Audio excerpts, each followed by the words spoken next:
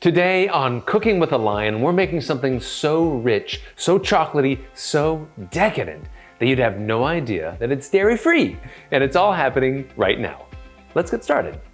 The first step in getting as much chocolate flavor into this incredible sorbet is to start with cocoa powder. Now, cocoa powder actually has the most chocolatey flavor that you can get, more than just chocolate. So what I'm gonna do is actually accentuate that chocolate by adding a little bit of a fruit. Now, I personally like raspberries. So this is raspberry preserves. I've strained out all the seeds, and I'm adding this to the cocoa powder. Now, what'll happen is if I just try to stir it together now, it would be too clumpy, right? So I wanna add a little bit of water, but not too much. Just enough to pull the whole thing together to where it ends up being something like a paste. 1/4 cup of just off the boil water, and also a touch of salt. Now, salt is gonna help sort of like balance out the sweetness from that raspberry preserves, and a little bit of sugar we're gonna add later on.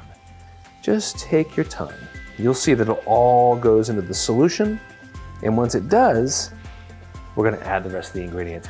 But we want a little bit more body to it, right? So what I'm gonna do now is add a fair amount of chopped dark chocolate. That goes in. Some sugar, okay? So the sugar actually doesn't just sweeten the sorbet up, it makes it so that when we add the rest of this water, it doesn't freeze into an ice block. That sugar makes it so that it stays nice and loose, scoopable, okay? A little bit of vanilla extract. I'm gonna just double down on that vanilla flavor that chocolate has on offer. And then add the rest of the just off the boil water, okay? I'm gonna add this really gently, trying to get the rest of that chocolate off that whisk. All I have to do now is cover this with plastic film for 5 minutes and let that heat melt the chocolate and all the ingredients together. Give it a quick whisk, and then we'll move on to the next steps.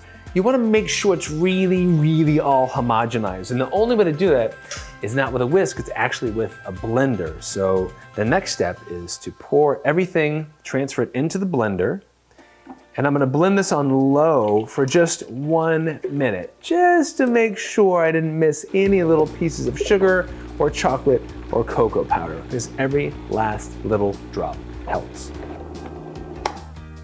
That's it, our 1 minute is up. Now the only thing to do is to cool it down, and then I'm gonna churn some of it in the ice cream maker so I can get those delicious scoops of ice cream. But I also wanna reserve some of it and make some chocolate raspberry popsicles, and we'll sort of see how that turns out. Here we have the two faces of chocolate raspberry sorbet. The first one, which looks like oh, come on. This is like a dark, stormy dream that you wake up and you're like, oh, I need dark chocolate. This is that dream. Let's see how it scoops. It is just so creamy the way that scoops. No dairy, no egg yolks, just love. I'm awake. This is really happening. This is really happening.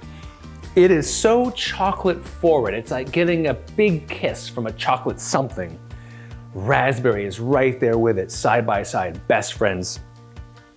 Dark chocolate, when you have it by itself, it has this wonderful bitter quality, and that's still there, but that sugar that we added to it kind of elevated it, balanced that whole thing out with a little bit of salt, but it's that sugar that also gives it that scoopability. And there's no dairy in this. It looks like chocolate ice cream or chocolate custard. It's awesome.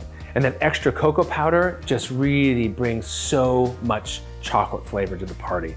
Speaking of party, if you have a bunch of kids or you have a summer day, let's give this a shot. What I did is I just ran it under a little bit of hot water. Hopefully it'll come right out. Here it comes. The party has begun. Look at this. Let's give that a shot. It's great. I mean, it's great. It's really capital G great. And this one, if you recall, I didn't even put in the ice cream machine. It's not even churned, but it's not icy. And it's not icy because we have so much chocolate, we have so much cocoa powder, that sugar makes it nice and smooth. I can't decide which of these two faces I like better. Do I want to go summertime party with all my friends and family outside, or a decadent, chocolate, excruciatingly delicious dessert? They're both going to be incredible. They will satisfy your deepest of chocolate desires. The ingredients are few, it comes together fast, and depending upon who your friends are, and you don't know what their dietary restrictions are, this dessert will satisfy that as well. Everybody is welcome to this chocolate raspberry table, especially you. Cheers.